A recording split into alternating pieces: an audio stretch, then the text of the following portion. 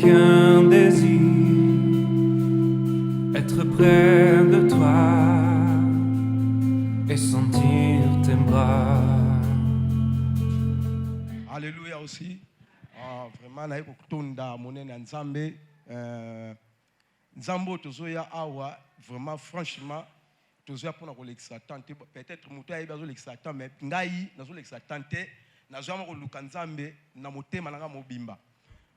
Vraiment, nazaki na projet oyo na bandango depuis longtemps. Vraiment, il faut, comme Paul Aloba a été, Paul Aloba, il faut rendre continuellement l'action de grâce par ensemble. Tant que ça, il y a malam. Vraiment, ils ont facilité, ils ont très difficile, mais avec Dieu, nous vaincrons. Nous avons toujours colonga, nous avons pas à pas. Nous avons marché Mickey, au monde, na pèsement action de grâce, na lobby maloba na ndako, na tindara eloko mbongo moko boye na mboka Turquie. To solarna mindele na ngai na tindara eloko na bi mbongo pe na bi ekokate. Na yebisaka ngabi boss na eloko te mais na tindeli yo eloko sombelanga mwa outil. Si ya jumra ya te ya mukie pour na zaki na ngoma besoin. Vraiment sibitima c'était vendredi.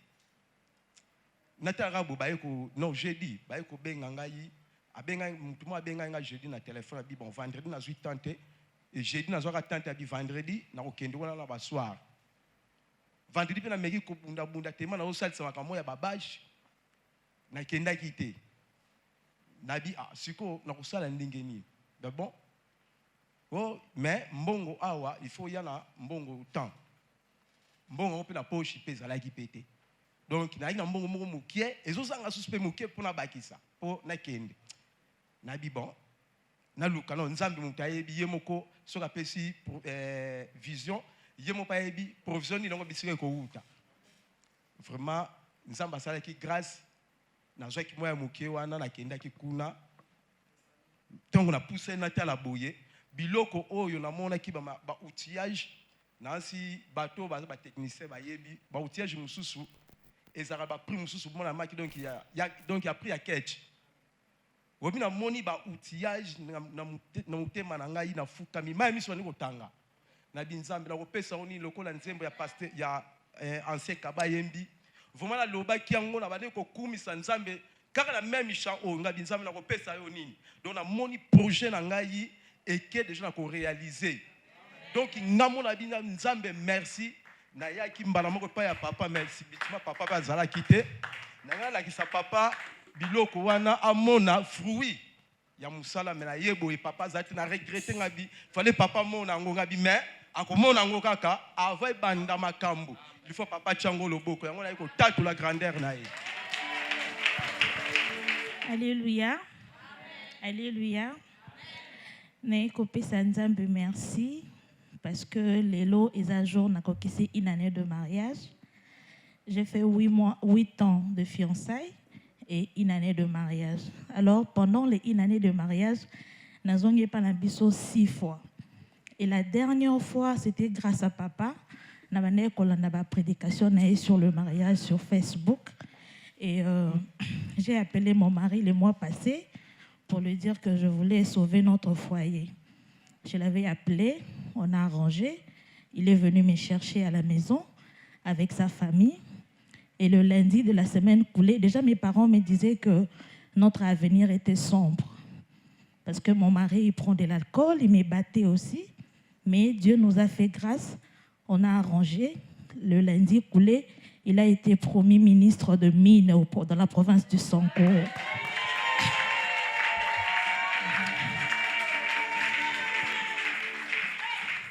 Voilà pourquoi Nae Kopé Sanzame merci. Je crois avoir écrit plusieurs fois à papa sur Facebook, mais il ne m'a jamais répondu. Prière. Je l'avais dit aussi, depuis une année, je ne suis pas allée à l'église depuis Nabalaki. Je l'avais écrit, il m'avait demandé de venir à l'église. Voilà pourquoi je viens rendre grâce à Dieu. Merci. Oh Seigneur Dieu, ma commission Zambé. Nanetolio. Papa, tu es le seul et l'unique. Autour de qui Bissonios tout s'engagna. comme on a eu Jésus-Christ de Nazareth. N'a pas embolio. Seigneur, voilà que je veux parler maintenant de ta part. Seigneur, donne-moi cette autorisation. Remplis-moi de la sagesse et de l'intelligence, que je ne puisse rien retrancher ni rien ajouter, rien que ta parole. Et que cette parole puisse rapporter confort à tes enfants ici présents, que ça puisse les guérir. En même temps, tout esprit qui ne confesse pas ton nom n'a compris dans Jésus-Christ. Esprit à distraction, il y a évasion des pensées. Et qu'un de Moussika, ils n'ont plus jamais dans cette église, dans le nom puissant de Jésus. Le Kumukem, Massanzo, ils ont gobelé pas na yo. La combo na Mukonzi na Bakonzi, to sambil bongo. Amen. Ok, mettez-vous, peuple de Dieu.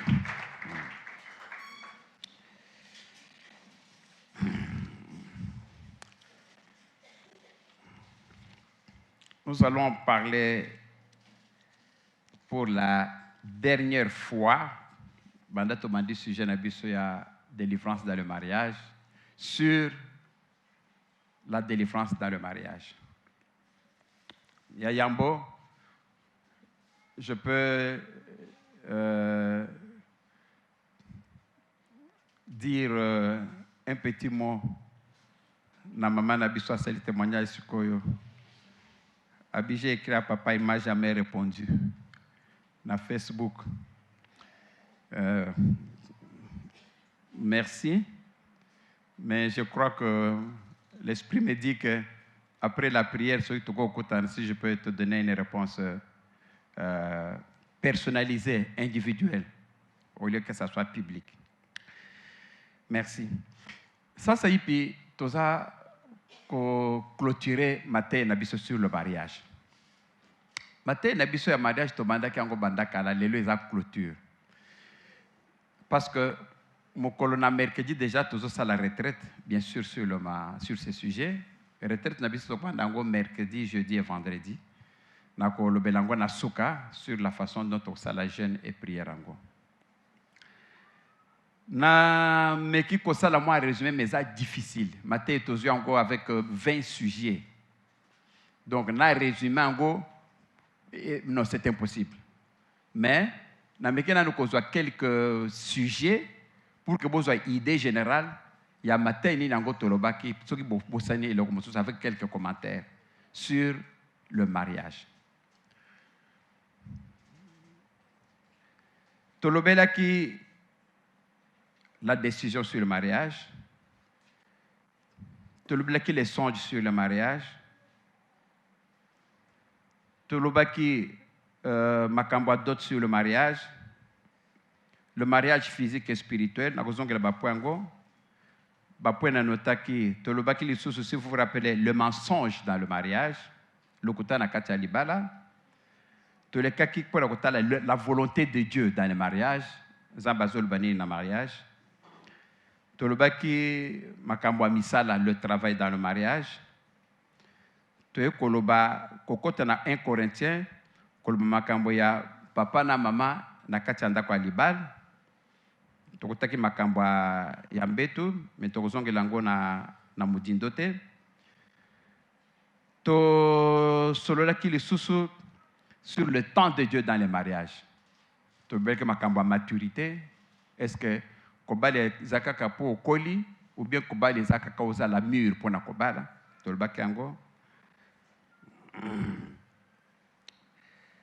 tolobaki sur le choix spirituel dans le mariage tokozongela ngo avec quelques points toyaki kolobela rappelez-vous amour dans le mariage bolingo na kati ya libala toyokozongela na point il y a le plaisir dans le mariage vous vous rappelez.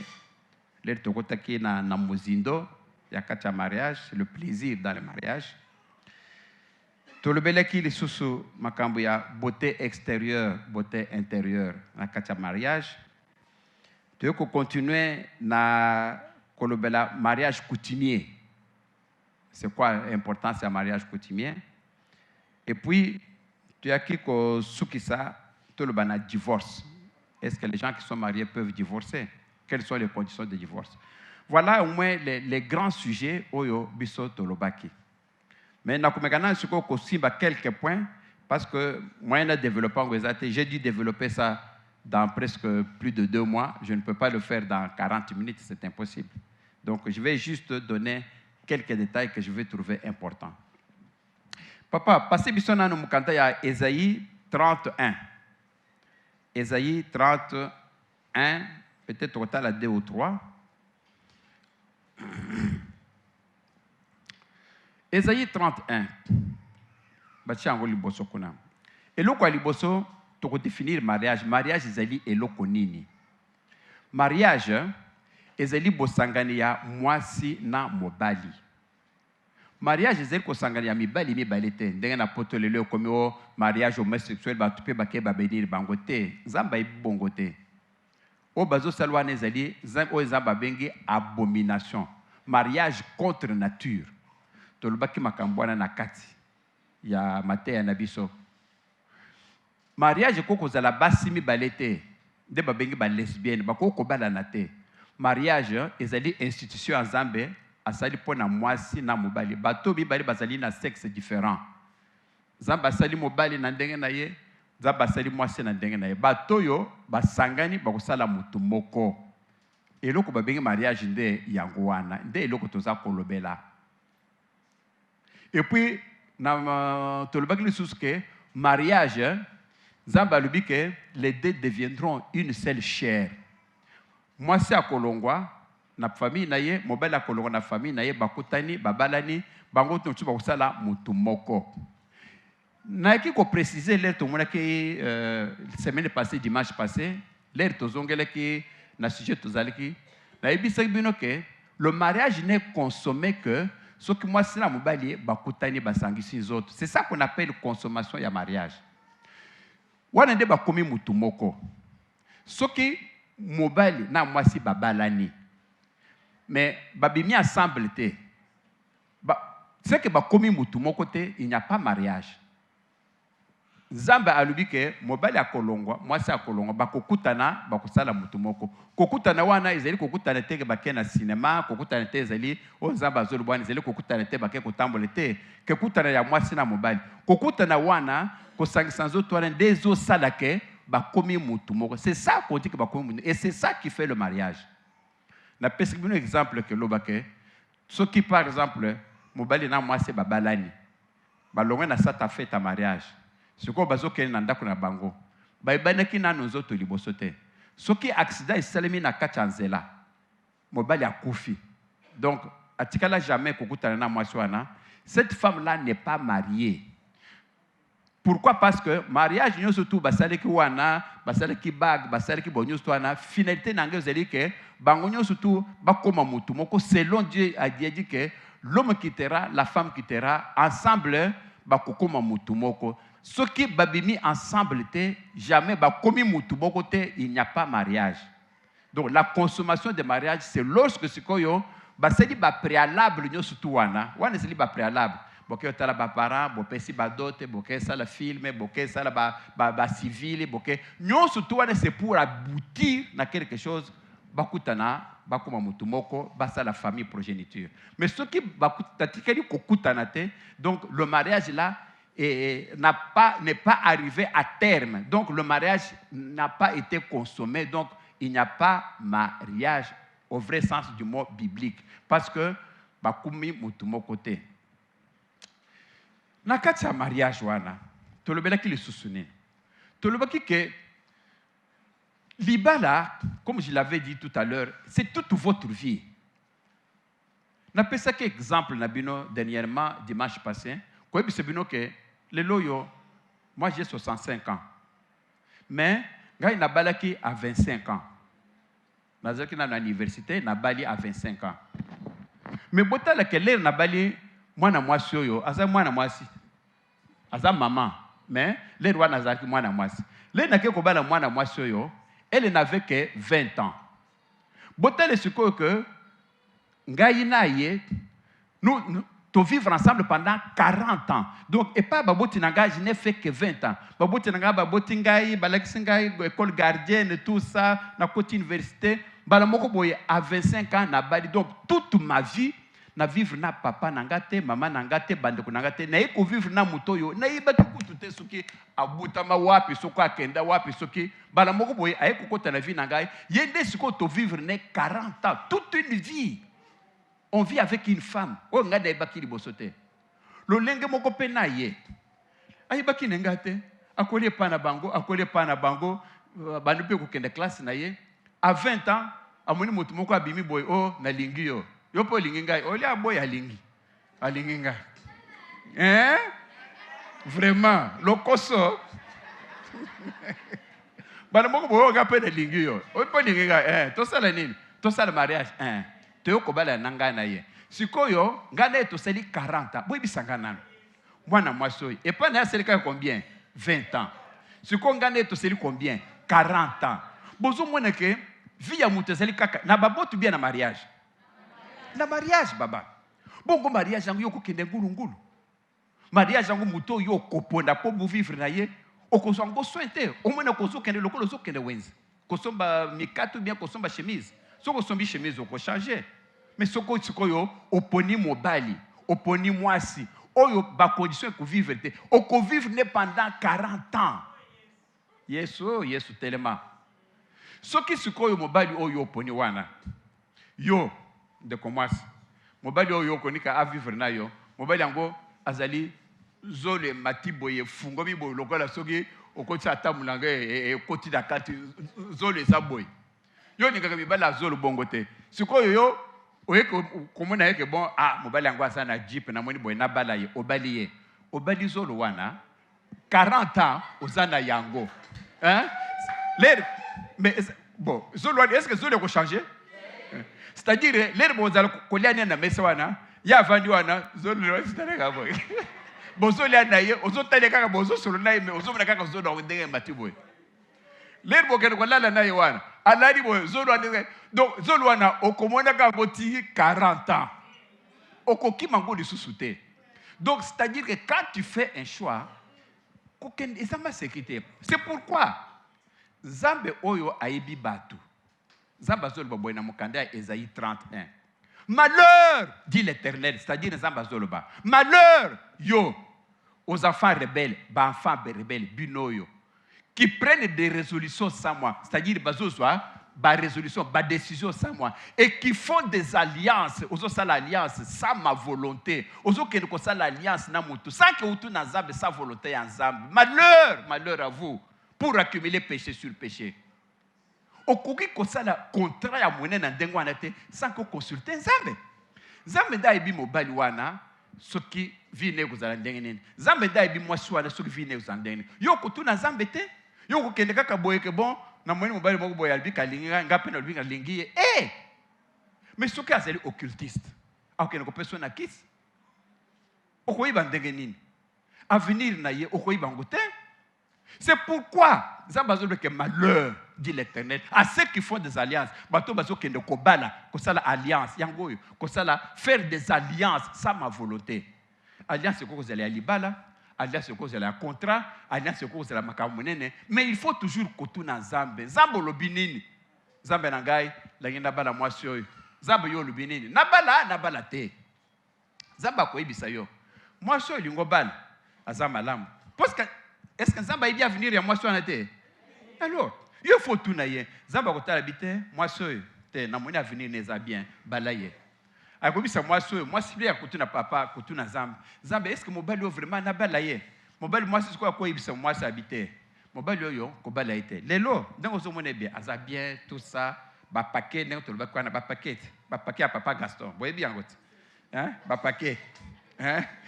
Boye bi siko yo mobile aza bien nazo mone ba sipak ya ba abdo hein o basi balingaka wana donc mobile alati moi singlé ba mobile wana o ya ba paquet wana boyebi ndenge balinga kolata balinga kolata ba cercle comme ça ce qu'on soit tambola ba sipak wana ezo mona na boye les filles adorent ça so azo mona ndenge wana o mona kaka ta ndenge na pesa exemple wana papa Gaston azotapa na mwasi na nzela omona kaka papa Gaston nalingi yo mingi azotapa na mwasi na nzela sikoyo bakutena mobali oyo ya bapake wana tusika omona kaka mwasi na kingo ezokimukebe azotapa mbada azokele bo kingo ezotene ona papa Gaston mwasi na ngai ndika munini ozolula ye te na lui na ngai te bon ozotale boy mobali aketi kingo baluki boy akumi kosilikala ye mokolo wana ebisiki na papa Gaston te kosilikala mwasi na yo te hein eloko nini faut ça là yo pesa la budo yo pe obimisa ba si paquet comme ça mwasi na bana kotala yo oli atala kote mususu boy neto lo baguette parce que eloko ya kitoko okotala kaka eza kitoko na miso ata yo il existe que mwasi wana alingaka boya papa Gaston boya alinga ite mais amoni eloko ya miso ya kitoko aluli hein mukola mpe na lobaki bon okomona kaka mwasi pe mobali akokotala mwasi atali mwasi azolula bon mwasi pe azokende boy mobali akotala boy ba mwasi pa ko boni boy ko zotala kingo boy zobaluka boy mobali te natali kaka pamba te otali kaka pamba nini peut-être mobali aluli eloko moko na kati ya mwasi wana oyo ezalaki ya bien hein nde peut-être bon et attirer attention à mobali mais et puis atali mwasi wana ndenge ezokende na lobaki ndenge wana mukola mpe na yeko sexibino ko sexebutu te na lobaki makambo solo po mwasi na ngaza azalaki te natongaki yango na totongaki ye bozobe ne totongaki ye totongaki ye tolobi un jour moko boye nga nazalaki te na bimi na nga na ke musala nazoyen kaka ndenge kaka moto azwaka musala nakende boye nakoma na ndako na mweni mwasi na ngai atie basile biloko ya oyo bakangisaka basile wana en tout cas ezalaka kobakisa basile ekomi milai te mais madame atiaki ya ezalaki milai encore moyen te vraiment ngai nayebaki na ngai te ngai tekei na mwasi na ngai bien nazwi kaka na ndako boye namoni mwasi azopesa yango te namoni azobeta miso boye ngabi Yesu est-ce que o mwasi na ngai natikaki ubia moto mosusu ozomoni sikoyo ya milai wana soki moto azobeta miso boye lokola ndeka azopumba boye ozomone boye nadabi mama basi na ngai est-ce que oyoki ngai na likambo tinini que peut-être ngai nalingaka basi oyo batiaka biloko wana yango koko tiela ngai nabi pardon mama na ngai pardon limbisa ngai mais en tout cas soki ezali wana eza ngai soki ezali biloko ngai nayinaka nalingaka biloko wana te kotia oyo ezosala boye wana nalingaka yango te bon tellement kayokelaka ngai banda wana mpe atiaka yango lisusu te place oyo tolobaki boye malheur donc avant yo olinga tuna nzambe nzambe ayebisa yo omoni mobali okoko omoni mobali lelo aza bien mobali na ye malamu abandi mpe vie na ye bien mais lelo oyo ekomi ndenge nini mosali ekoko ozala après peut-être 10 ans lero obalaki azosala mosali na ye balamu bozovivre bien après 10 ans okomona kaka boye mosali wana ekokokufa bamisala ekufaka okomona sikoyo mpo ozwa mosala ekomi koka ekomi epai ekomi occultiste kota loge mpo ozwa mosala opesa boye mpo ozwa misala biloko moko ya ndenge wana ekomi sikoyo mingi mobali wana akoki kokende kokota biloko wana soko olingi sikoyo okoma directeur okoma boye okoma ministre pesa mwasi na yo nzambe ya lola oyo ayebaka avenir akomonaka mobali aza bien lelo ozomone bien mais nzambe azomonaka na 10 ans mosali ne kokufa lelo sikoyo akokende sikoyo koluka mosali mosusu bakoyebise apesa mwasi na akoboma yo nzambe akoyebisa abiye te kobala ye te pourquoi parce que nzambe aprotege oyo eloko qui peut arriver 10 ans après c'est ça nzambe il faut kotuna nzambe nzambe akoyebisa yo nzambe va te guider nde okozwa mobali sikoyo ya bien oyo bokokovanda na ye donc mobali mpe akolinga wana avant otuna nzambe kotuna nzambe te ndenge na bana okoloba okomona ndeko mwasi lisusu ata ndeko mobali akokuta na mobali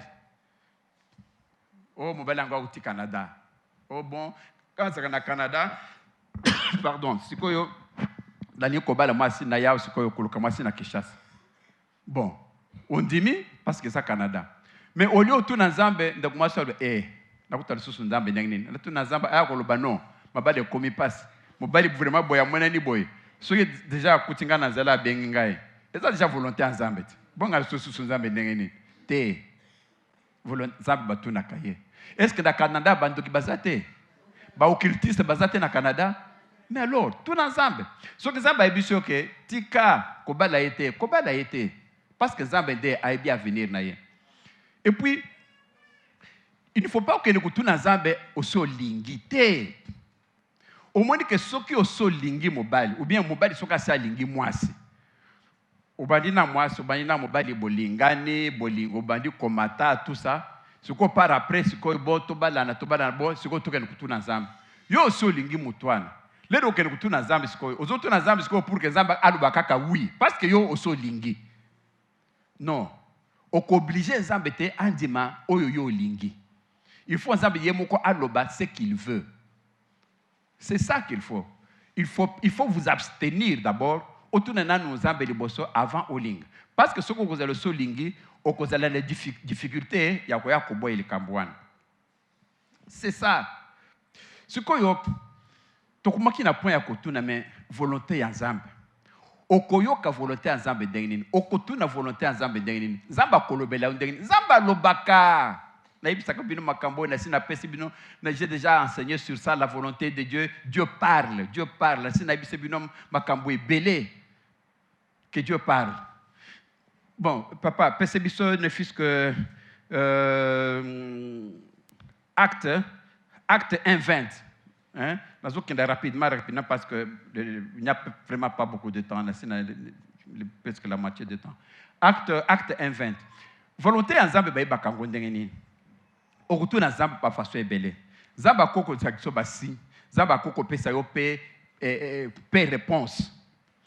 Tomonaki l'air Eliezer ake kobala mwasi po na Isaac. Eliezer a lobi boy. Po eba volonté en Zamba. Zambe ngayo na ke kuluka mwasi. Alors mwasi yo akolobana ngai. Mwasi yo akolobana ngake na kopesa yo mai akomela na kopesa mai na bapunda na yo de na koyeba ke yende akozala mwasi oponi pona Isaac. L'air sikoyo Eliezer akomaki wana na mai. Amoni mwasi moko ya bon na kopesa yo mai na kopesa mai na punda na yo. De ayibaka makambo ndenga moko na ebisa kinzambe. Ndengeni sikoyo mwasi sango ayekoluba kaka makambo moko wana. C'est que Nzambe muto ayibisi c'est que mwasi yo yende na poni pona Isaac. C'est comme ça qu'il y a Rachel. C'est ça la volonté de Dieu. Zambe alobaki. Alobaki n'est directement téméaki koloba à travers moi suan. Tout le monde qui bino lissus volonté ya Zambe okoyi bango ndengenini. Deuxième exemple, autre personne na apôtre na acte des apôtres 1:20 botangango. Lorsque Judas akufaki oyo akende koteka Yesu akufi. Ba apôtre bazalaki 12. Ce qu'il fallait pas remplacer Moninga mususwana ba remplacer bachia 12e bazonga lisusu 12. Mais ba kozonga lisusu 12 ndenge. Sikoyo ba kopona mutu ndenge nini? Ba koyeba nani ango akoya ko remplacer. Il faut que tu na volonté ensemble. Nzambe. Sikoyo totikali 11, Judas akofi. Tozuka 12e personne. Tokozwa ndenge nini? Toyeba tikibino nini? Pona koyeba volonté ensemble. Ba yeko sala tirage au sort. Ba bi bon, tomonike na ba serviteur. Bazali misatu oyo vraiment baza ko remplir conditions. Qui va remplacer. Mais na kati na bango toko pona o wabisu toko yeba o wapi azama lamu pour que a remplacer. A supposer que zalaki Ambroise Bernard na Célestin.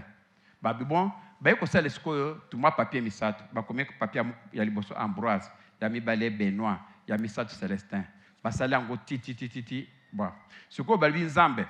Ba papier yo tozo bwa kango likolo. Papier liboso ya kokoye na sewana de toge ba yonde mutoponi mutwana pour a remplacer Judas. Ba sali ba prier tiesili. Ba juste moi papier wana sko ya ale ba bwa ki likolo. Siko les réseaux kitabu ba moni papier liboso koye na se bazui ba fongoli ba moni ke kombo ezali na kati ezalaki Mathias.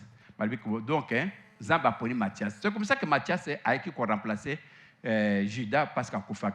Bonjour mon volonté en Zambé. Et là, il faut demander la volonté de Dieu. Il faut vraiment demander la volonté de Dieu. Ce que tu nous as embêté au Copotan. Une des personnes, Ayaki Kotunangai, de commencer, a dit papa, Bazamine, Bagarson, na bana vivre na bango, mais ce que bango surtout ben balamo o toliyo toi ko se présenter, oyo na ina bala, o na ina bala, o na baza 4. Ce que naibi papa sikote na sala nini pasteur yebi sanga siko na sala nini d'abord natana nabi maman yo na bitu d'abord 4 heures abada ko gérer ba ndenge c'est-à-dire oya ina pourquoi les musoko liko ya te mama ko tika na wenze parce que ko yamba mususu siko les musoko liko ya bité lobi na kozala te donc bon ça va azakina bango 4 elle habité maman il y a plusieurs façons il y a quoi est-ce que sambela zamba koko lobelo na ndoto à partir de sambilo yibisi zamba ko lobelo na ndoto ala question que bon oyo nde mobali na yo okokipe ko tuna volonté nzambe à partir parce que toute écriture est inspirée de Dieu. Exemple net na pesi ya apôtre oyo na utuko bisebino ya bâtirage au sol. C'est dans la Bible. C'est-à-dire tu peux aussi utiliser ça parce que la parole de Dieu est faite pour instruire, pour corriger, pour enseigner. Donc okokipe ko utiliser parce que c'est biblique. Au sali pendengo wana baza 4 na baza 4. Au sali au comité ndembo ba pendengo wana. Mende s'il vous plaît. Lero ko sala ko tuna volonté ensemble. Kozala d'abord yomoko na préférence na wote parce que les rokosala ndengwana yosko zo salobi André Abima il faut vraiment André Abima d'abord dans mutuno sali ndengwana les rokosala sala ba papier ndengwana ti 4 wana on boit ki boito oli André Bimi au monique Benoît Abima habité na sali biente il faut bandel attention keba André ozopone wana ozaba boy wana yo ozomone physiquement mais oyebi André te spirituellement soka zandenge nini soki nzamba lobi Benoît wana oyabi mwana ata lelo aza chômeur mama kende mama na ibiso kende papa soki be osali ndenge wana soki pe ozalaki na 3-4 filles comme ndeko moko boye azalaki na 16 fiancés 16 ye moko 16 azo vivre na bango boye 16 lesko zamba soki zamba siko ulingo pona lesko yo zamba kopona moko oya kopona wana ko loba ite note joyeux parce que ndezaba poneli yo amen. C'est ça la volonté de Dieu. Volonté de Dieu au koyibilango na bandoto au koyibilango na acte c'est une façon. Tout le monde qui est les airs à lui que moi so ya kopesa ngama ya kopesa pe bampunda yende akokoma mwasi na ngai mwasi ya nani. Voilà, tolobaki makambo yo mingi. Nazo sala mwa rapide hein. Tolobaki le sous makambo dot. Dot na ibiso bino ezali traite, ezali sacré. Dot ezali lokolo mutu ake na ville asombi eloko opesi ozwi beloko ane komi ya yo. Dot ba fixango na Bible. Okokende opesi mbongo epa ya famille ya mwasi ya mwasi ozwi mwasi nde mwasi akokoma epa na yo ata na ville awo soki oke na ville télévision ezali $1,200 télévision opesi $1,000 bibo 200 etikali ya nyongo ese bakopesa télévision bakoyebi so teni bo tobomi mbongo na yo me télévision tobombeli yo lero koya na 200 etikali wana tokopesa télévision ezalaka boye ete mais yo okokende kozwa ndeko mwasi bapesi yo dote ezali par exemple 1,000. Ok, d'accord, ok, c'est quoi yo? Au PC 800 bon, 300 wana sima. Tu peux sur moi c'est 1, aussi moi. Ou qu'on na moi c'est papa, au lieu aussi le ok, c'est quoi yo komi ko vendre? Moi c'est abattu, au komi ko botise. Pesa bon, oh te, moi c'est aboti, oh boy na boye. Malheur bilo kwa ne la kamindo de papa, ya ngoda lobaka bande komibali, ou bien bande komasi, kondimate lo kwa ndengwana. Tikala na nyongo mususu mais il y a d'autres thés. C'est source de beaucoup de problèmes. Source ya beaucoup de problèmes belé. D'autres. D'ailleurs bisebino likamo kwao. Tata moko boy na matanga. Abalisa ki mwana na ye. Mwana asabota ki bana soki 7. Papa wana banda kenda ki apesa ki d'autres. Costume papa na koya na gosima. Bilamba mama na koya na gosima. D'accord, zwa mwasi okoye le bisebino kwana. Papa keye abosani. Na mwanda bwa d'autres, na elamba papa na ya mama apesite. Sima ya mikolo, mama bandi ko bela. Papa, mama yo yazo bela. Akokufa sanka late elamba na yo. Wapi elamba mama? Te mois prochain akopesi. Moi en apesite après 3 mois mama akufi. Alatake elamba na ite. Bana na ye babandi ko bela. Le bazo belwana yasuka akufi. Nakati ya matanga papa moko boye bazomona papa moko boye wana azokende na toilette azokende moko akokufa mususu akokufa azotambola mosusu akokufa azozonga mosusu akokufa kasi tata oyo likambo ya mosusu akokufa oyo eza ndenge nini papa likambo nini bino na bapasteur yango wana bino boyebisaka bato na bino ke soki abali mwasi akosilisa nyongo adote te mosusu akokufa likambo yango papa ayaka nanu mosusu akufa eza ndenge nini abali mwasi asilisa nyongo te mama akufi alati elamba na ye te ngai mpe costume alingi ngai nakufa etikala mosusu akokufa il faut kaka asi papa oza na nyongo oye papa nyongo etikalaki non biloko ya ndenge wana kotika dote kosala erreur te dote silisa nalobaki yango na pase mbangu tomonaki temo mosusu toyei kokoma koloba na mariage physique et spirituel. Dans ce point, c'est très important. C'est pourquoi il faut que tout le monde nauti koloba ok yo kobala mobali mobali okobala mwasi oyebite mwasi oyo soka zo ya ndenge soka zo ya na banyongo nini oyebite yo zo mwana nzoto mwasi ozo mwana nzoto mobali te ce que tu vois là c'est extérieur. Or Bible zo loba boye l'homme dans l'homme ce qu'il y a c'est l'esprit. L'homme c'est quoi? C'est l'esprit. C'est-à-dire que ndenge na telmi boy nazana esprit nazana âme nazana corps. Mais Bible les autres dans l'homme c'est l'esprit. C'est-à-dire que s'il faut qu'on divise esprit ou ezana kati nanga ou ezo sala kena loboy ya go ezali valeur na go ezali pondération s'il faut que le bandengwana ezali 95%. Mon corps ici c'est juste 3%. Âme nanga c'est juste 2%. Donc vous voyez que dans l'homme c'est l'esprit. C'est l'esprit qui fait l'homme. Yo suko yo zo bala moto. Yo zo mane suko yo corps. Ce qui ne présente que 2%. De ozo mona, de ozo bal. Mais ozo mituna te mais 90% wana ezo constitué de quoi? Et c'est l'esprit. Nde suko il faut iba esprit na ezali ndenge nini. Yo ko bingendo ko bala mwasi. Mwasi wana azandoki. Ba pese ki ndo balubi ozo kende libala. Pese biso d'abord mobali na liboso. Simande ko ya ko simbe ya mibali. Yo mobali ozo kende ngulu. Toi na moni elle est belle hein, c'est là. Waouh! Ça c'est ma femme. Ozo moni wana ozo apprécier kaka les 2%. Or ndenga zo ya wana zana banyongo. Nyongo na ezeli ke mobali liboso efo akufa avant ko ya vivre na mobali mibali. Akoko zala wana nyongo ezeli ke bon, il faut faut na lela kobota bana mibali bana misatu ya liboso akobota, il faut elekisa bango akoya ko simba 4e. Mais soko tuni nzambe te. Moi so azo na mikumba. Mais okomona passe. C'est pourquoi il faut demander à Dieu. Zabatele mazaba la gisayo. Tout le monde qui n'a bien le kamba Tobi. Tobi a kouf ba ba seleki na mateya. Mais ben combien ba kufaki? 7. Boyoki 7. Moi so na zaleki na démon o ya linga kiye. Moi so na démon so ka motresse wana. Démon na kati ya moi so wana. Bobala ko ya boya tali moi sabi. Waouh. Quelle belle femme. Aye boye abaliye. L'esprit bazo bimana ye po ba 500 autres bouf mobile crise cardiaque mobile akufi asimba ka ta mwachite et salimi ndenge wana 7 fois mais moi si oyo zo kende ko balo ye yo ezali nde liwa mariage ezala kaliwa ezala ka pe bomoye to mona kimino Samson ba ibisa ke suki na ko katango te lera ke ko bala mwasi Dalila liwa na ya ko kufa likolo mwasi akoko bomisa yo Dalila eko ibodele olinga kangai yebisanga secret nawe lere Samson na epie secret asuki ba eko kate suki Samson akufaki liwa ya Samson utaki na mwasi babala ka bongote kobala bongote kobala mobali bongote kobala mwasi bongote c'est la mort ou la vie parce que vie na yo oko vivre place wana amen toujours continuer tous les canaux suko na le mensonge dans le mariage to lobela kiango mingi lokuta na kati ya libala lokuta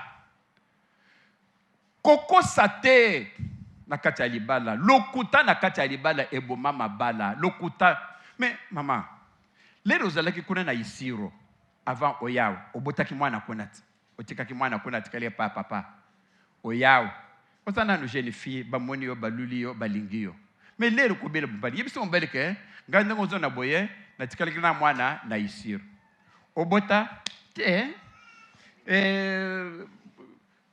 bon ça va bobale na mobali bovansi ko nanda ko même ti tamoko boye atikaki mwana pa ya mama ko na isiro mama akufaki ayiko kufa Kama mwana komaki na 8 ans. Mwana komi komo na passe.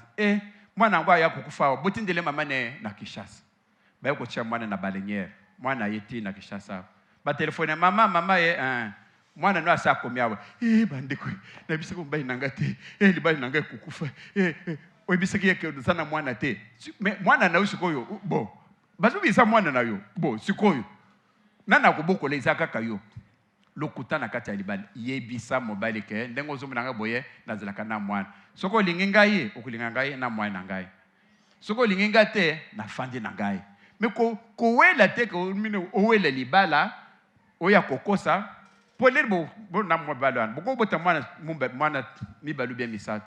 Lele ko ya ko yeba na kokosa ke libala wana ekokukufa. Mensonge na kati ya libala. Makambo tolibaki yango botika. Mensonge na poche. Tout le monde qui est comme mon souci à mensonge. Par exemple, on peut dire par exemple Belao, le coup na kata libal. Yo papa wana akoyaka épilepsie, maladie andek. Mais tala que papa akoyaka mingi mais lera yeko bala mwasi wana na fiançailles na kobala et salama qui rapide, alingake salama très rapide. Et salama très rapide dans 3-4 mois babalani mikolo na pe abana kokoyate.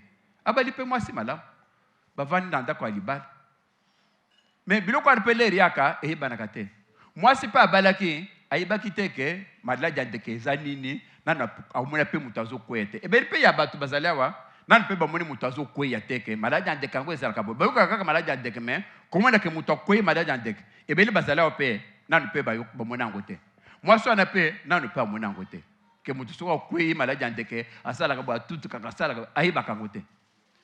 C'est quoi nakati ya libala nakati ya butu mobali malaka jandeke ekangie akwei abandi boy abandi kaka ndenge kaka malaka jandeke sala kawana mwasi atali oli kambuni nyoyo atali mbai boy boy malaka jandeke ndenge sala kata kaka boy mwasi abandi ko kange hey heureusement lekene ya mwasi pe bana kufanya nenda kumoko akewane nani Marie yaka papa yaka mama tala makambo mobali nangai.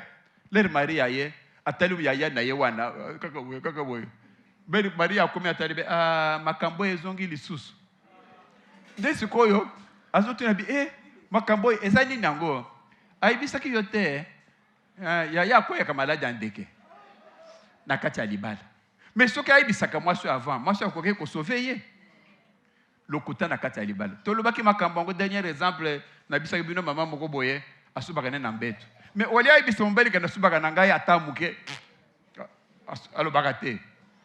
Ezali sukoyo nakata okumona kaka mama na poko na akumela mai te akosala kaka tout pour que asubate. Mais songi pe amasuba ezalaka. Akolala kaka bobup akanisa zo suba na toilette zo kanda zo suba na mbeto. Tala liziba ya masuba na mbeto. Akomona ndenga na zo eseme ache yemuka ko lala ata place wana pour que mobala yebate. Mais lobby il faut bimisa sukoyo matala na otanda ta po ekauka. Mobala ko chata lo boko boy awi méditer eloko ni na boy te na melaki mai mai supana kawa okosimba na moko okosimba la mibale okosati 20 fois lokuta na kata yebise mobali na ngai denga na zabo na subaka na ngai osubaka na yo esenga ka ba prière wana zabuto ba osala pe ba prière pe okoko bika pe na makambwana.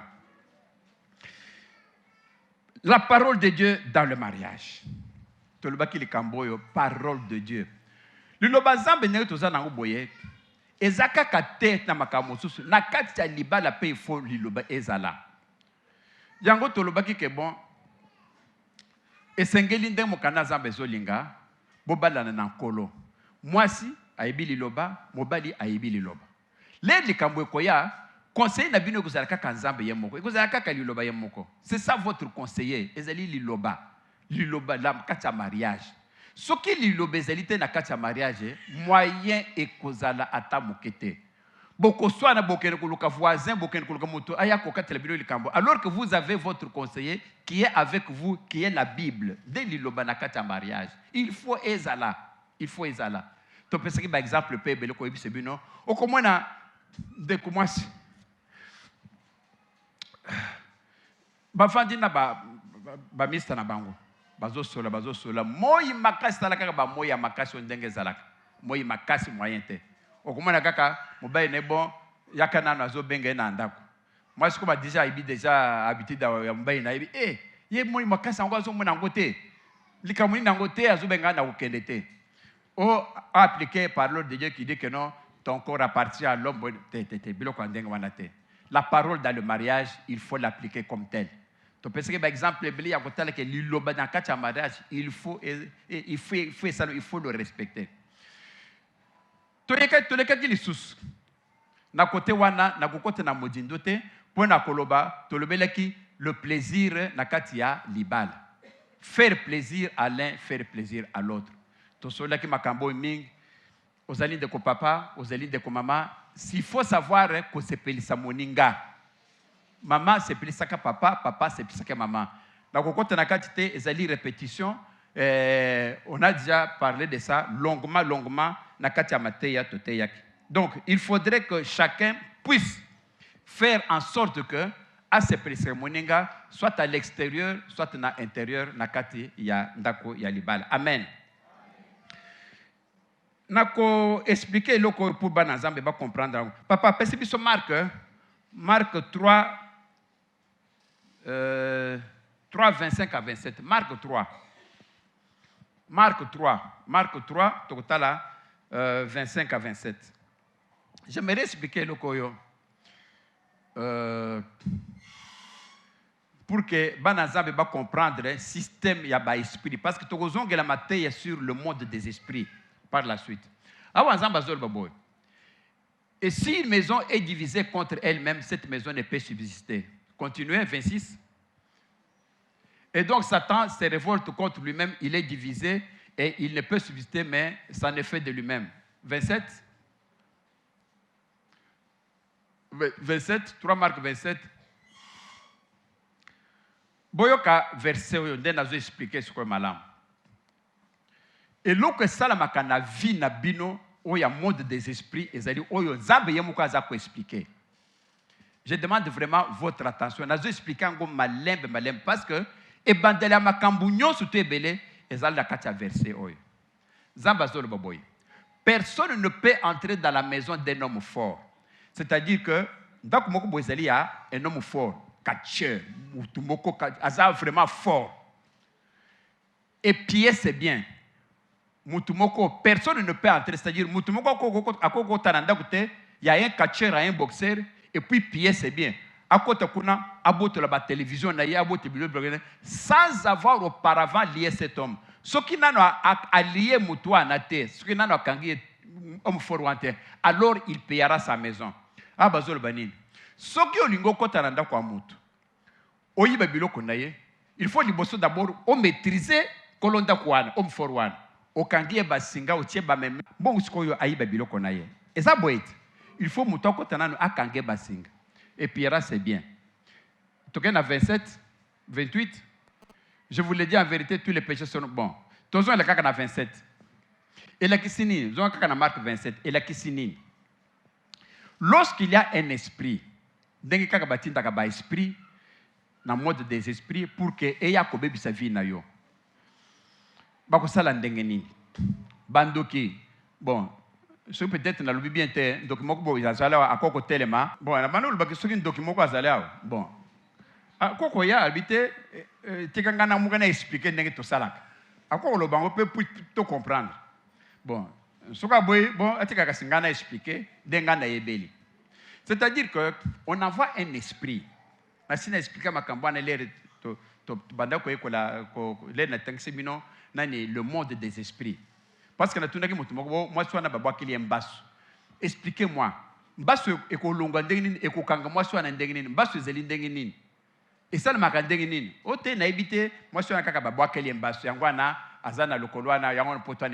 mais il faut savoir le mécanisme. Et ça, alors, le monde des esprits fonctionne. Je ne fût-ce que pour expliquer cette phrase. Esprit ndenge tozana ngo boye esprit ba mona ka yango te eza lokola mopepe ozomana ozoka mopepe na loboko mais okoko mona yango te mais ezali na force Soko sali boy, ozu ata papier boy. Osali boy. Bomboni ke eza na force, ezo tinde ka papier. Mais ozo mona ngote mais eza na force. Eza lokola esprit mu pepe. Soki mutu akufi, ndenge bato bazali boy bato bakufaka. Soki mutu abotami esalemi pour ka kufa par exemple na 80 ans. Mais soki mutu ane sikoyo akufi na 30 ans. Esprit na ye ekufi te. Esprit neza nano actif. Esprit na ye ezali actif. Esprit na ye ekokomi inactif l'air sikoyo batan oyo Nzambe apeseleki wana 80 ans ekoki. Mais comme akufi na 30 ans, esprit ne kotikala actif pendant encore 50 ans. Actif c'est-à-dire que esprit ne kokobima ekokosala makambo. Mais esprit à la différence na âme, esprit zaka na émotion te. Esprit na sikoyo ezo agir ndenge nini. Esprit on ezo agir boy. Parce que esprit ezali na âme te. Eza lokola arme. Eza lokola couteau. Couteau ezali awa. Toyebi ke couteau yo soki mutu azwa yango achuba mutu na libomo mutu akokufa. Mais couteau evandi awa. Couteau yango moko kotelema te pour que ekende kochuba mutu na libomo akufa. Revolver ezali awa. Revolver kotelema te pour que etire mutu. Revolver ezali yango awa. Toyebi ke koko boma mutu mais yango moko ekoki kosala yango te. Il faut kaka mutu aya azwa yango akende sikoyo kotire mutu nde mutu akufi. Tout ça se comprendre. Alors, sikoyo esprit wana sikoyo baoba manipulaka yango, ce sont les sorciers, ce sont les occultistes. C'est Satan diabolique. Ako kendendenge nini. C'est pourquoi oyuka kami kaka bakenda ka cimetière. Pourquoi kaka cimetière? Parce que c'est là où il y a les esprits actifs. Esprit mutumo boye akufaki na 40 ans alors qu'il fallait ça akufa na 60 ans. Donc esprit wana ezali actif. Donc yako kenda ba sorcier ndenge bazala baboyo koloba bon. Ngamo siko na zobele bango. Na zobele bango. Ako kende sikoyo azui esprit wana. Esprit za na âme te. Bomwende tozala boye. Par exemple oyoki malili, oyoki mawa, vraiment akufi hein, oyoki mawa. Wana ezali âme. C'est dans l'âme qu'il y a la peur, qu'il y a mawa, qu'il y a bandeko, ngo, tout ça ezali na âme. Mais ça na esprit te. Sikoyo, esprit wana sikoyo, donc yako kende sikoyo akokamata sikoyo esprit wana, esprit des morts. Aye sikoyo na esprit wana sikoyo apesi yango sikoyo mitindo. Albi bon, yo esprit. Okomi sikoyo nazo tinda sikoyo epa ya mama wana, ozokoma sikoyo mari de nuit na ye. Esprit wana sikoyo, lede kokende sikoyo ekosistana fene sikoyo a mari de nuit, ekomi sikoyo na mari de nuit ya mwasi wana bandi sikoyo kutungisa bomo na ye. Même esprit, bakoko longolango sikoyo babibo, sikoyo kende sikoyo kuno za la femme de nuit. Parce que l'esprit n'a pas de sexe. Akokende sikoyo pa mobali, akomi sikoyo femme de nuit. Même esprit. Même esprit wana sikoyo bakoko longolango na muto azo manipulango sorcier ona, azu sikoyo esprit wana sikoyo atindika ngo pa nani, atindika ngo par exemple et pas ya mwasi wana bon kende sikoyo zala masque de vieillesse pas na ye. Esprit wana sikoyo kende pa mwasi wana alati akomi masque de vieillesse, alati.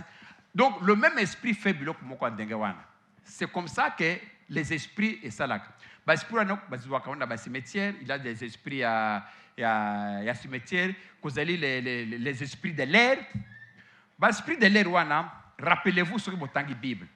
Lorsque Nzambe bengani ki Lucifer, bitumbe salamaki na lola, eza na Apocalypse. L'air sikoyo Nzambe babandi ko bunda na Satan, Lucifer, bazowela kiti. Bible ezoloba nini? Satan azalaki na ba ange na ye o ba kotelaki ye. Nzambe pe ezalaki na ba ange na ye, ba ange Mikaël et tout ça o bazali côté Nzambe. L'air bitumbo ne salami, Nzambe a gagné. Alors ce que la Bible ezoloba nini? Satan et ses anges ont été précipités. C'est-à-dire que Satan, Lucifer, chef wana, na ba ange na ye ba onyoso to bazali sikoya na mabele. Alors ils sont dans l'air, ce sont des esprits de l'air. Ba esprit wana pe yango de salaka makambo onyoso to wana. Bakoki kozongo sikoyo esprit wana parce que c'est un esprit. Esprit na sikoyo bakotisa ngo na kati ya mutu. Pona ko expliquer eloko oyo. Okomona ndeko mwasi azalaka ne bien. Donc moko babi ya zo sala fière hein. Nazo bekle esprit impudicité. Akokende sikoyo na cimetière azu sikoyo esprit wana. Ale soki mutu pe azana Nzambe te. Atindela ngo sikoyo mwana mwasi wana bon esprit impudicité. L'air moi moi suis en esprit de koya nazo tunaye et ça n'est que kolata ye. C'est là où on dit que personne ne peut entrer dans la maison d'un homme. Ça c'est la maison. Corps c'est quoi? corps est l'indako. Ça, c'est le temple. Le temple est indako. Le corps est le temple du Saint-Esprit. Oh, c'est le corps. Personne ne peut entrer dans la maison d'un homme, sans avoir lié kolondako. Corps, oh, nangayo. Et nous, nous avons dirigé le corps. C'est l'esprit nangayo. Ce qu'on a dit, le boko kitanase, akitinase. Le boko gauche, matelikolo. Donc, et nous, nous avons pessemitude, c'est l'esprit nangayo. Sikoyo, qu'est-ce qui se passe? Zambazol bake, mutua koki kokota nandako nangayo yote, kobande kosakana na zoto nangate, soki akangina no esprit nangate. Personne ne peut entrer dans la maison d'un homme fort sans avoir lié kokangangai, bon sikoyo asakana na zoto nangai. Sikoyo, soki siko besoin de komwasi wana, batindile siko esprit impudicité, esprit wana sikoyo koya, et koti na kata fi wana sikoyo, esprit na ye, oya zana wena comportement ya bien moi na tanga classe moi na bien éduqué wana c'est son esprit qui le dirige esprit est-ce que koya pa na ye comme c'est un esprit de cimetière ils allaient plus fort et jusqu'au esprit ya moi na moi soit ko yo ekangi yango singa allez fanda ba kotie na coffre esili ce ko esprit ya mabe wana ya impudicité wana ko nde ko lata ye yo lero ko na fi wana esa kaka fi obone kaka nenka ko mona ke d'habitude non Astrid ye wana zoya mais ce ko yo esprit elati est-ce ko esprit impudicité okomona siko Astrid akomi siko kindomba akomi ko telema kona akomi londonienne akomi siko ko sala kindomba ko sala prostitution bato bakutala c'est pas possible bomona Astrid makambo akokamwa akomi prostituée te Astrid akomi prostituée te balati ende na esprit ya prostitution pour que mwana mwasi azonga ndenga zalaki liboso faut ko chasser esprit wana soki bomona kango to chasser kango ale to saka ba prière ya vendredi oko chasser esprit wana comme na Yesu Kristo esprit na ebimi soki ebimi sikoyo nde sikoyo moi esprit ya mwana mwasi e kozonga en place comportement ya comportement ne ya kala est comme normal vous comprendre verset oyo donc avant moto à utiliser les autres nangai il faut esprit na ye elati sikoyo ekangi esprit nangai nde sikoyo par après e bandi ko sakana na autres nangai c'est ce qui fait que dans la plupart des cas okomona sikoyo ba esprit wana sikoyo batinda kango na ba famille ba sikoyo ba bon mwana mwasi wana sakani na tindele sikoyo esprit ya stérilité c'est-à-dire que akobota te les sikoyo bakotindela mwana mwasi esprit ya stérilité wana bino bokobota kate balobi maloba mais baloba wana sikoyo il faut ba exécuter ngo sikoyo ce sont les démons qui exécutent na expliquer bino l'autre fois boy parce que ça enseignement bokomona bazui mibeko par exemple na ngobila Jean-Tini Gombi, le gouverneur de la ville. Allez, tous en confinement, 21h, nous avons bimate. Yazumi a décidé d'engager à le bien on a télévision. Mutu confinement est 22h, nous avons bimate. Les gens qui ont d'engager, Jean-Tini, à quel cas les panaïté, à quel cas. Ce qu'on a n'engagé est exécuté par ordre wana, ils ont ce qu'on va policier. Ba policier ce qu'on, vous savez bango zani, bazalo kola ba robot, ba comme ce qu'on va oh, biso toki militaire de lui que nous avons bimate 22h. Ba mono na mutu à 22h bakangio mais ni te oyoka kite mitu bazalo kola barobo c'est ça lorsqu'oyo ndoki tata mwasi na yo oncle na yo ndoki alubi ke bon atindi lo sikoyo esprit à stérilité ndenga décider ndenga wana sikoyo bawo ba ko exécuter ngo sikoyo nde ba esprit wana esprit na sikoyo akoya epa yande ko mwasi esprit à stérilité bon batindi lo sikoyo nyoka akoti sikoyo aza spirituel akoti sikoyo na kata nzoto ya mwasi les bozo sangana zoto na mobile nyoko wane sikoyo azomela toutes les semences moyen moi ça zoazemi ezate c'est cet esprit là de stérilité qu'on envoie et pas de comment est-ce que ya ko zoazemité pourquoi parce que on a envoyé cet esprit là nyoka o sikoyo chaque fois que ba semence koya ezomela ba semence wana simati pour que moi na moi so abota il faut que quand il y a délivrance wana sikoyo ko bengana na kombo na Yesu Kristo esprit wana obatia na kati na ye soka bimi de elonge monene pas moi wana azuizemi amen c'est comme ça que cette histoire fonctionne il faut boye bakango les tozonga le matin wana il y a le mode de l'esprit même la Bible les bana 1 Corinthiens 12 que soko ibi comptabilité était c'est pas un problème soko ibi kolamba te c'est pas un problème soko ibi makamunyo sute c'est pas un problème mais kozanga ko iba le monde des esprits te makam dengeni ni fait esprit fonctionnaka il esengeli oyeba yango sinon te ozali un cadavre vivant ozo tambolo boye oza cadavre vivant soko izo iba te que esprit fonctionnaka dengeni amen désormais ko iba siko que non soko ki mutu wana babo kili ambaso au moins tu as l'idée que babwakili mbasu oyo abwakili mbasu wani faut kazala kaka ndoki parce que ndoki kaka nde aza na pouvoir capacité ya kokende kozwa esprit na cimetière kozwa ba revenant kozwa ngo sikoyo kobwakela ngo mutu pour que kopese pe mitindo yo kende sala boy amen na monere nanga ekoki na koko loba ko sujet peut-être moko to suki sawana on a parlé sur le divorce. Bon, tout ce qui est na divorce. Tout le bagage que divorce, les gens qui moi c'est dans mon bali, assez on peut pas divorcer. Mais ba divorce mususu eyaka sur plusieurs plans de divorce c'est quoi ça là. Bible d'abord on le dit que on se marie dans le Seigneur. Tout le monde qui n'a bien mukandao. Que ceux qui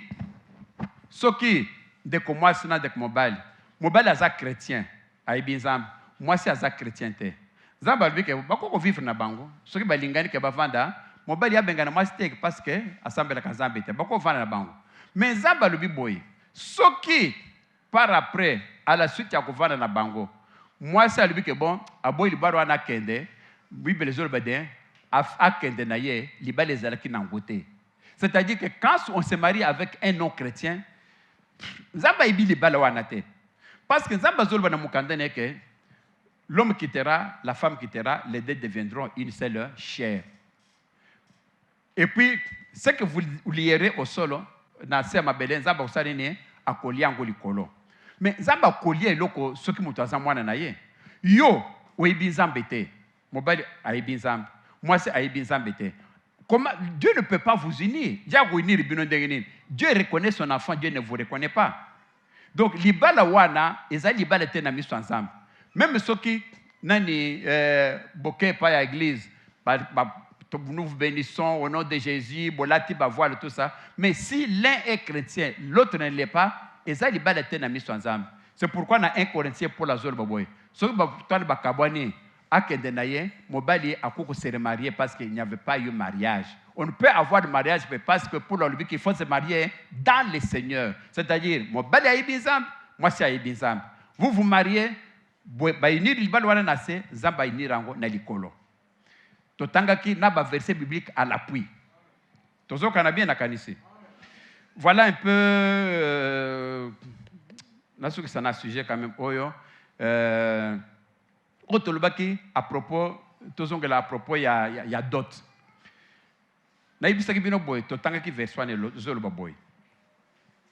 D'autres, et sengeli yomoko mobali, ozo adote, okende kope sango, et pas ya famille à moi, ozu moi, obali moi, sokenaye. Pourquoi? Parce que, tu vois dans la Bible que muto yaza kope sa yende propriétaire. Totangaki na Bible nin, to monaki boy. Deko mobile azo sali pa ya patron na ye maître na ye sikoyo deko mobile wana alingi abala mais azana mbongo te azali esclave pa ya maître na ye maître ne azui mbongo na ye ake kobala mwasi azui mwasi sikoyo aye kopesa ye esclave na ye soki sikoyo esclave wana bavandi sikoyo na mobile na mwasi wana vandi na esclave na ye baboti bana mukolo esclave wana kolinga kokende Bible zolobake akotika mwasi wana akotika pe na bana. Pourquoi? Parce que oya bala ki mwasi mbongo bala ki mwasi ezalaki ya esclave te ezalaki ya patron. C'est pourquoi na insiste ki pona kolobake bon botika makambo ya kolinga kokende ko bala mwasi obana ko sala ba faire part. Oh na bala mwasi m'a demandé $1,500 oya pesa 500 oyo kuna pesa 300 nando kipe na kati ya kupesa 200 na ye osangisinyo stwana okeko pesa d'autres sikoyo boyi bisanga nana oyo télévision oyo atie $300 oyo atie $100 oyo atie boy ekoki 1200 télévision boke osoma télévision na eza mutu moko boye eza batu stwana eza batu nyonso n'est-ce pas kasi yo seli faire part oyo apesi 300 oyo 400 oyo 300 oyo 100 ti osangisi okeko pesa mwasi mwasi wana bien que yo moko nde okoko pesa uponaki ye aza mwasi na yo te aza mwasi ya batu nyonso tu ba participer batu nyonso tu wana oya koloba liloba sikoyo na kati ya mwasi wana yo kobota te aza mwasi na ekokanga ye ekokanga yo ekokana libale mba. Pourquoi? Parce que bango nyonso tu ils ont pris part au mariage de la femme. C'est pourquoi nous avons insisté. J'ai insisté sur le fait que Olingo Bada fait tout. Vous avez un bon na yomoko okende ko bal. Ko sangi sambongo, ko kende ko pesa ndengo wana. Yeba ke mwasi wana za mwasi na ote azeli mwasi abatunyo surtout. Ko kamote, mutu moko pe apesa ki $300 na kati ya ndoto wana. Soko jour moko ayabi bonjour ayina ndako na yo abi bonjour bonjour. Boni papa madame na pe ko za mwasi na tu te rappelles nga pe na pesa ki $300 ya dot. Oui, na pesa ki $300. Bon, le lope tourne ngai na zo mwasi na kene na ye. Okoboya te? Okoboya na raison nini? Il n'y a pas de personne qui est et à ta télévision, il peut faire, à la télévision, qui est parce que personne qui est bon, même pendant 2 jours, ça. Et ça, c'est ça, ah, ça, c'est quoi, que non, dengue, moi, si n'angate, moi, si n'angate, moi, si y a bino, moi, si y a batunyo, surtout au bas de qui d'autre. Tout le monde qui m'a camboua, n'a pas qui conseille que jamais, jamais, jamais, ce qu'on m'a camboua d'autres, fait un effort, il y a un bon qu'on ne peut pas d'autres. Ah, bon, et ça qui résumé, c'est impossible, difficile. Il y a qu'on reprendre tous les points, mais tout le monde qui m'a cambu ebele na kata mariage, na kanisi que bisoni suto kakango, ou ils allaient kaka moi résumé muke, pour na ko rappeler bino et le corine to monaki. To beti les âmes boko.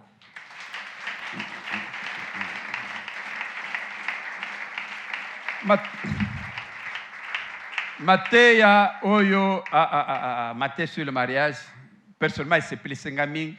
Parce que Batumingi, beaucoup. Nazui appel, nazui SMS, nazui papa, merci pour la matéria, merci. Na sepilipe, na témoignage, maman, tout ça, tu l'as dit à papa sur le mariage, et Sungi Bango, à quelque benga umbaine, bayako bongi, c'est ce qu'on a besoin. Bon, moi, je m'accorde tout l'ingaka yangwan. Bon, moi, je m'accorde message, Zamba Salaka yangwan. C'est pourquoi Zamba Zolbake, à Tindeleki Bango, liloba Salakinini. Au moins, le lobby bisaki mariage. C'est ça, le loba. On envoie la parole et la parole les guérit. Le lobo est guérir le biro. Oye nano abalite asa le lango. Oye asa abali asa le lango. Amen. To ce qui soit.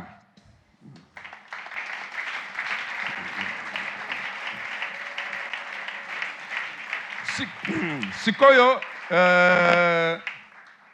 tokosala vraiment 3 intentions à prière.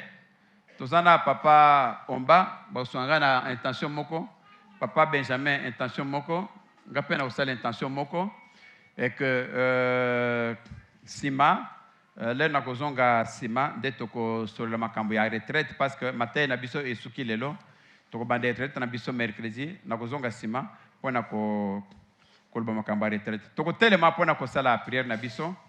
Na kusala requête kaka moko parce que tozana ba prière akafu tozo bana na retraite ko banda mercredi.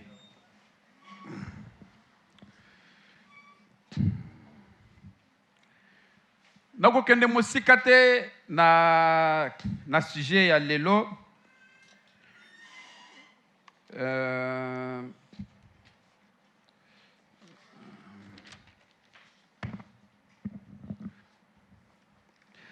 Papa, passez bien sur Philippiens 4:6.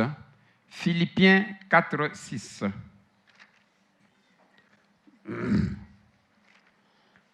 Philippiens 4:6, tokosala kaka requête oyo. Ngana opesa kaka requête oyo. Requête oyo, Zamba zolobani nawa. Zamba lobake, ne vous inquiétez de rien. Ko s'inquiéter na iloko ata mokote. Comme on a passé na iloko ata mokote. Mais en toute chose, et le cognon surtout yosa nango pour ça. Faites connaître vos besoins à Dieu. Yebisa nzambe ba besoin na yo, besoin na ezali nini. Faire connaître ba besoin na yo et pas ensemble. Par des prières. Oko yebisa nzambe par des prières et des supplications. Oko bon de nzambe, nzambe pardon, nzambe sungangai, par des supplications avec des actions de grâce, c'est-à-dire par remerciement. Donc yo mutuna mutunenge tozala wa chacun azala ba besoin na ye. Awa sikoyo bazo senga yo, ba besoin na wana yepisa ngonzambe. Ne vous inquiétez de rien. Ko s'inquiéter en toute chose, faites connaître vos besoins à Dieu. Ba besoin na yo surtout pesa ngonzambe. Par des prières. Yo ko yepisa ngonzambe ndenge nini? Oko komela nzambe lettre te, azana boîte postale te, azana email te. Oko yepisa kaka sikoyo na ba prière, na ba supplication, kolelela ye, aza papa kolelela ye. avec des actions de grâce. Zamba kusungayo. Amen. Donc, toko sambela, toko chacun a quoi sans zambe ba posa na ye. Dengo sawa nous na posa nini. Posa mbongo, posa misolo, posa libala, posa nini abi toutes choses. Zamba lubi nyonso to yokolinga yebisa ngo zambe, zambe akuza shwenango. Ce que peut tangi mukanda psom, muskamba pezo mukanda psom ezo la baboy. Fais connaître aussi vos besoins à Dieu. Et puis ebakisi na mukanda ya psom ezo bake recommande ton sort à l'Éternel. C'est-à-dire sort na yo eloko yo sur lingi, recommande sort na yo à l'Éternel. Fais-lui donne-lui ta confiance et il agira. Donc, recommande ton sort à l'Éternel, mets à lui ta confiance. Donc, paie sa confiance, c'est pas un zambe. Ou si zambe sort na yo, ou paie sa confiance, Bible il agira. Amen. Ok. Tu es prêt pour nous sambe là? Tu sambe li na kombo na Jésus-Christ.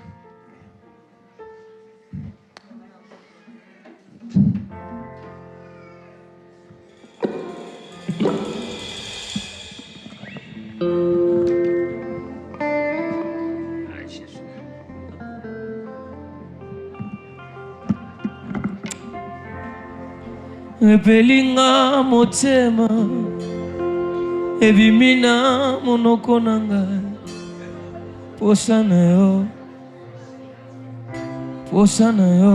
kole nazoluka na bomba tsako bomba poso yetondi motema nanga na kati ya motema nanga posana yo kole posana yo elongola nyonso ya kala posana yo kole posana yo Yesue posana yo oh posana yo Yesu yo posana yo Yesu posana yo na motema Yesu posana yo Yesu oh nyonso mokili ekoma putulu ponanga posana yo Yesu domine posana yo Yesu domine oh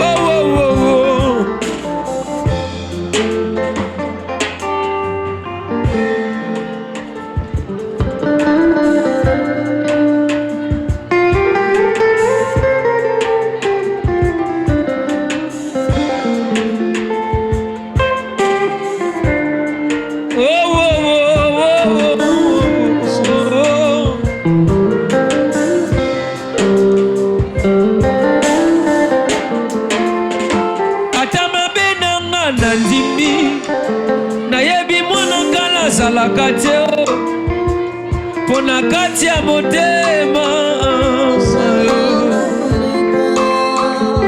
Jésus tu me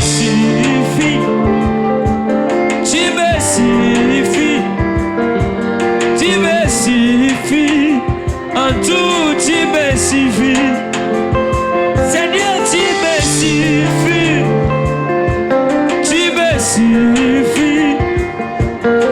me suffis en tout posana yo désodominé yo posana yo Yesu posana yo tungisa motema na ngai yo na yo posana yo Yesu posana yo il a réussi de nous au-dessus de tous les noms il a réussi de nous au-dessus de tous les noms tout genou fléchira lorsqu'on parlera de l'agneau. Tout genou fléchira lorsqu'on parlera. Voilà, il a réussi de nous, il a réussi de nous. Au-dessus de tout le nom, il a réussi de nous, il a réussi de nous. Au-dessus de tout le nom, tout genou fléchira lorsqu'on parlera de l'agneau. Tout genou fléchira lorsqu'on parlera. Jésus, il a réussi de nous, au-dessus de tous les noms. Il a réussi de nous, au-dessus de tous les noms. Maladie fléchira lorsqu'on parlera de Jésus. Pauvreté fléchira lorsqu'on parlera. Oui, il a réussi de nous, au-dessus de tous les noms. Il a réussi de nous, au-dessus de tous les noms. Tout genou fléchira lorsqu'on parlera de l'agneau. Tout genou fléchira lorsqu'on parlera de l'agneau. Oh, au-dessus de tous les noms. Il a réussi de nous, au-dessus de tous les noms. Tout genou fléchira lorsqu'on parlera de nous. Oh, alléluia, alléluia, yo, yo, yo. Alléluia, alléluia, oh, oh, oh, oh, oh, oh. Alléluia, alléluia, alléluia, alléluia, alléluia, alléluia.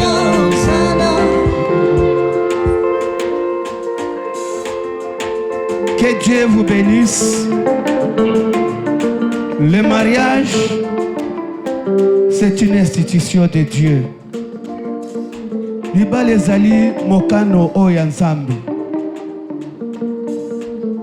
Mobali akotika libota na ye, bakosangana na mwasi na ye, pe bango mibale bakokoma moto moko.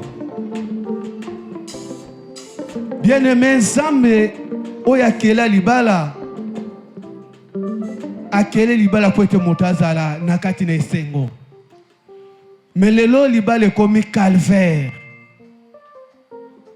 Libala ekomi humiliation. Makambo nyonso ya mabe eza kati ya libala po ete bato bazanga kimia libala ekabwana libala ekufa. Mais parce que toyebaki te. Lelo to batei biso liloba na Nzambe. Lolenge Bible elobi ke kozanga koyeba eza liwa. E tala lelo ndeko afandaki na ndako. Libala azonge pa na bango. Mais à partir ya liloba o ya yoki epesi courage. Parce que sosoli bakambebele na kati ya parole oyo bateyaki. Non, il fallait kokoma kokuta na mobali pe lelo bazongi bakomi moto moko na kati ya libala na bango. Bien-aimé, eza misala ya Satana. Satana lingaka libala te. Yango abundisaka libala chaque jour. Ata bobani na fiançailles, makambo ebani. Po libala esalema, bitumba ezalaka makasi. C'est pourquoi nous devons être des spirituels. Ndenge papa lobifo, toyeba liloba na Nzambe, mwasi na mobali, tango toyebi liloba na Nzambe, tokolonga. Voilà bien aimé ba programme makambo ebele.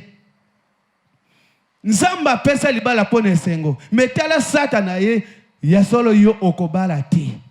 Et ti lelo bato mususu lelo azana 50 ans, 60 ans zobala te. Ba décida yo ata obali libala fekufu. Ebele babala bakufa, babala même libala moko ya mariage religieux mais libala lelo ezali sauté. Ebele baloba yo okobota te. Et si le loi kota libala abota kati. Bien aimé wana nyose ute pana Nzambe te, eza diable muta programma makambo wana. Mais vous connaîtrez la vérité et la vérité vous affranchira. Lokola toyebi solo wana, tozo kende ko déprogrammer yo nano bali te mais déjà basi bazwa mokano balobi yo kotika la kobala te yo nano boti te mais basi bazwa bana na yo bien-aimé yo bali me balobi libala wana ekokufa bien-aimé ya yo libala ekokufa te yo okobala okobota koleka sambo nana lobi amen nana lobi amen oyo nyonso basala pona tina na pe comment na tekelelo mibale bazo ya bazo landa yo mais est-ce yebi suite nango oyo bazo landa yo wana est-ce que bakobala yo est-ce que kitoko wana ndeko tia na kati ya libala ezande lien oyo bango batia lien ya célibat oyo ezouta oyo ezakobota stérilité oyo ezakobota divorce oyo ezakobota ba querelle na kati ya mabota na kati ya ba foyer bien-aimé mutu moko azobeta maboko azodétruire azolongola ezala maloba ezalaka déclaré ete yo kikobala te yo kikofanda ndako ya libala te yo kosimba mwana te bien-aimé ata nano boti te mais satana asili kokanga bana na yo yo nano bali te mais mokili ya molili esekanga bana na yo po ete yo bala te po ete yo bota te omona bolamu te bien-aimé prier uka mibeko nyonso wana détruire yango ezala mpona bana na yo bondela mpona bana na yo singa oyo elanda yekanga bana na yo te singa oyo elanda mobali na yekanga bana na yo te kende kobebisa deprogramme mokili bazali kotuna ngai mpona nini nayebelaka Yesu mokili bazali kotuna mpona nini nabelelaka Yesu po Yesu liloba moko te epekisa yo bala mobeko moko te epekisa yo mota sambela tombola mokongo matisa losambo na yo zamba kele libala po ete moto ovali na kimia nani waso epekisa yo bala prie tombola mokongo bien-aimé bebisa longola mibeko longola yango longola maloba nyonso ezala bapesa mbongo esemini lokoboko te au nom de Jésus Seigneur de gloire naye kobebisa naye kodétruire naye korendre sans effet parole nyonso ezalaki propase ete ngai nabala te nabota te nakufelaka bana nalongoli mopanga ya liwa nalongoli mobeko ya sterilité nalongoli bamaladi nyonso baproposaki au nom de Jésus au nom puissant de Jésus priez bien-aimé boya losambo oyo esilela yo na kati ya kiseliba lisu te losambo oyo esukela yo na kobota esukela yo na kobala esukela yo libala na yo esuka na ngai oyo maike ezalisi libala na ngai nyonso na ngai oyo ezalisi komba Jésus sekre ya nyonso na ngai ezalisi komba Jésus yende o ate o yende o yende o ate o yende o Zambe wana mimonisa Zambe la mwana ate Zambe o yende o yende o ate o yende o nazobo